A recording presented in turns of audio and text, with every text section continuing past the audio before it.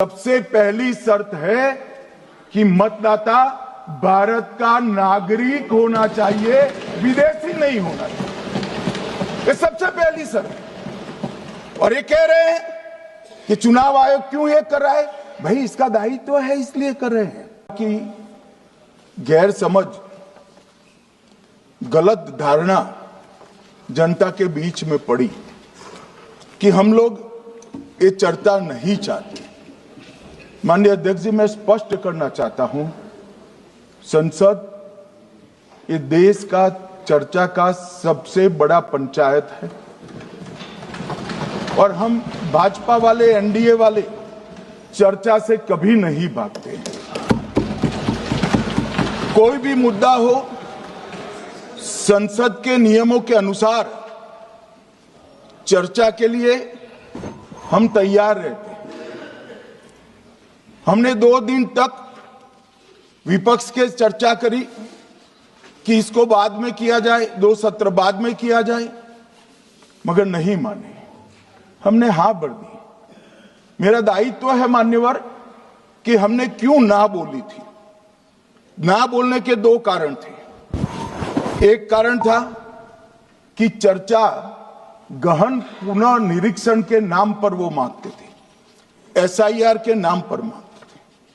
मान्यवर, मेरा बहुत स्पष्ट मत है कि एसआईआर पर इस सदन पे चर्चा नहीं हो सकती है, क्योंकि गहन पुनः निरीक्षण की जिम्मेदारी भारत के चुनाव आयोग की है। भारत का चुनाव आयोग और चुनाव आयुक्त ये सरकार के तहत काम नहीं करते। अगर जब चर्चा होती है और कुछ सवाल खड़े किए जाएंगे तो इसका जवाब कौन देगा?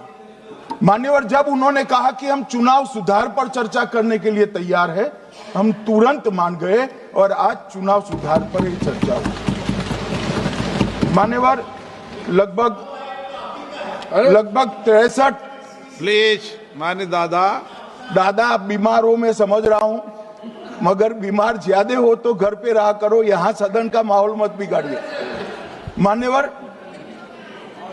63 सदस्यों ने प्लीज ऐसे माहौल ठीक रहना चाहिए। व्यक्तिगत बात है मेरी और दादा के बीच में, माहौल ठीक रहना चाहिए। मान्यवर, 63 सदस्यों ने पक्ष और विपक्ष से इस चर्चा में हिस्सा लिया है और जो चर्चा का समय हुआ था तय, उससे ज्यादा आपने समय लिया है। इसलिए भी मैं आपका धन्यवाद व्यक्त करना चाहता हूं। मान्यवर, चर्चा तय हुई थी चुनाव सुधारों के लिए, मगर ज्यादातर विपक्ष के सदस्यों ने एसआईआर पर ही चर्चा करी। अब चर्चा इन्होंने जिस तरह से शुरू करी है, जवाब तो मुझे देना पड़ेगा मान्यवर, और मैं मानता हूं उनको सुनना भी चाहिए। मान्यवर, इस एसआईआर पर, गहन पुनर्निरीक्षण पर एक तरफा 4 महीने से झूठ फैलाया और देश की जनता को गुमराह करने का प्रयास किया।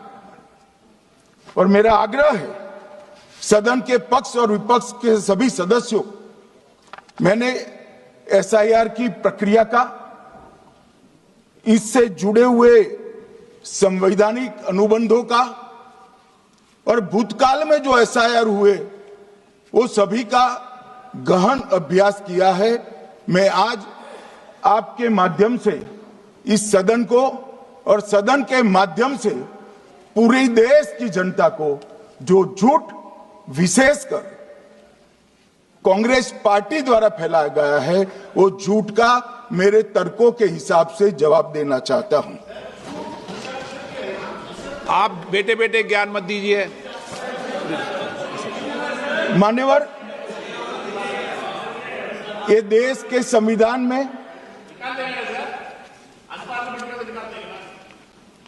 मान्यवर, ये देश के संविधान से, संविधान के अनुच्छेद 2 से चुनाव आयोग की रचना हुई। एक प्रकार से चुनाव आयोग एक संवैधानिक संस्था है। संविधान के अंदर चुनाव आयोग का गठन, उसकी शक्तियां, चुनावी प्रक्रिया, मतदाता की परिभाषा और मतदाता सूची को तैयार करने और उसके सुधारने के लिए की शक्तियां, इसके बारे में स्पष्ट प्रावधान किए गए। और मान्यवर, बड़ी विनम्रता से मैं बताना चाहता हूं कि प्रावधान जब किए गए तब हमारी पार्टी बनी ही नहीं थी। हमारी पार्टी के अलावे जो लोग हैं, इन लोगों ने संविधान सभा में चर्चा कर संविधान को बनाया था। इसलिए ये पूरी चुनाव की प्रक्रिया जो संविधान के अंदर व्याख्यायित की गई है और आज जो हो रहा है, ये दोनों के बीच में क्या अंतर है और आरोप क्या है, इसको मैं जवाब देना चाहता हूं। माननीय, फ्री एंड फेयर चुनाव कराने का हमारा संविधान ने जिम्मेदारी चुनाव आयोग की तय की। मतदाता सूची बनाने की और मतदाता सूची में सुधार करने की जिम्मेदारी भी चुनाव आयोग को दी।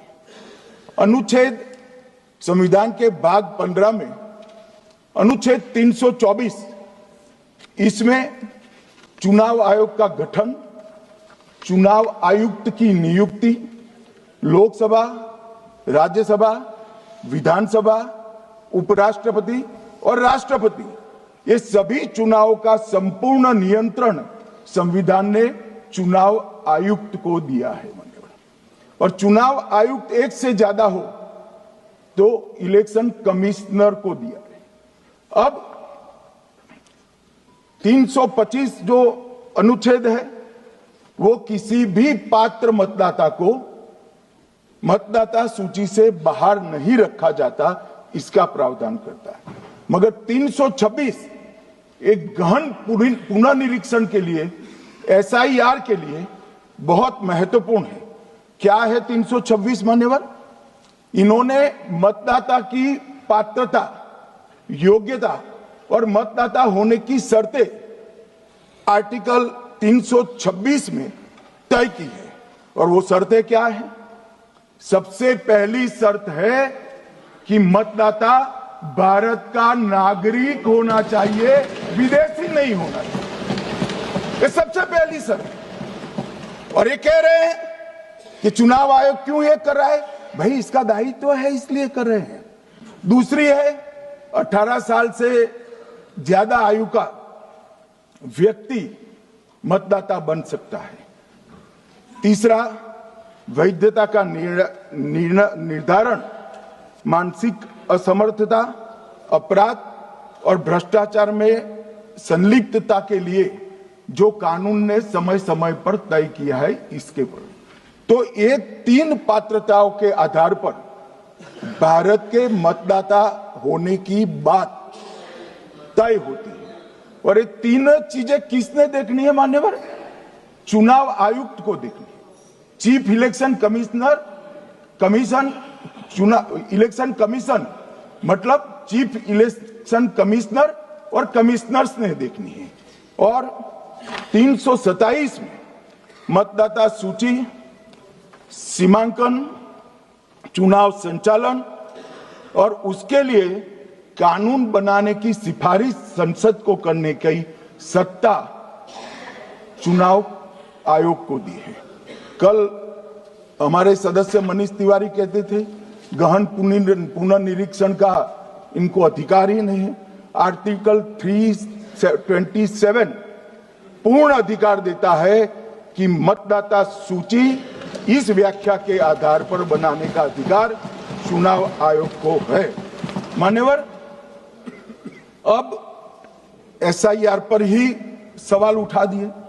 मान्यवर, इन्होंने कहा कि एसआईआर आज क्यों हो रहा है। मैं इनको थोड़ा इतिहास और मान्यवर, एक नई फैशन हो गई है, इतिहास बताते हैं तो नाराज हो जाते हैं कि आप इतिहास मत बताइए।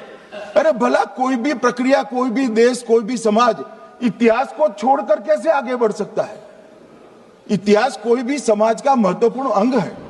मान्यवर, हमारे लोकतांत्रिक इतिहास की शुरुआत 1952 से हुई।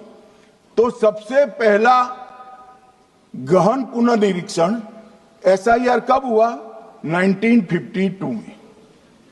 एसआईआर की क्या जरूरत है वो कहते हैं, इसलिए मैं कहता हूं। तो उस वक्त प्रधानमंत्री कौन थे? जवाहरलाल नेहरू। किस पार्टी से थे? कांग्रेस पार्टी से। दूसरा कब हुआ? 1957 में। फिर जवाहरलाल नेहरू प्रधानमंत्री थे, कांग्रेस पार्टी से थे। तीसरा हुआ 61 में, उसमें भी जवाहरलाल नेहरू प्रधानमंत्री थे और कांग्रेस पार्टी थे। 65-66 में भी हुआ, एक ही गहन पुनर्निरीक्षण 2 साल में हुआ। उस वक्त भी श्री लाल बहादुर शास्त्री प्रधानमंत्री थे, कांग्रेस पार्टी थे। 83-84 में हुआ, इंदिरा जी थी। 87-89 में हुआ, राजीव गांधी थे। 92-93-95 में हुआ, नरसिम्हा राव थे। 2002 और 3 में हुआ, तब श्री अटल बिहारी वाजपेयी थे। मान्यवर, 2004 में गहन पुनर्निरीक्षण समाप्त हुआ, तब डॉक्टर मनमोहन सिंह जी प्रधानमंत्री थे। तो 2, 3, 4 का एक गहन पुनर्निरीक्षण हुआ, एसआईआर हुआ। उसमें 2 साल एनडीए के प्रधानमंत्री थे, भाजपा के थे, और 1 साल डॉक्टर मनमोहन सिंह। 2004 के बाद सीधा 2025 में गहन पुनर्निरीक्षण हो रहा है और इस वक्त हम हैं। एक पूरा गहन पुनर्निरीक्षण एसआईआर की प्रक्रिया का आज तक 2004 तक किसी भी दल ने विरोध नहीं किया है माननीय, क्योंकि ये चुनाव को पवित्र रखने की प्रक्रिया है। चुनाव के उद्देश्यों को, लोकतंत्र को स्वस्थ रखने की प्रक्रिया है।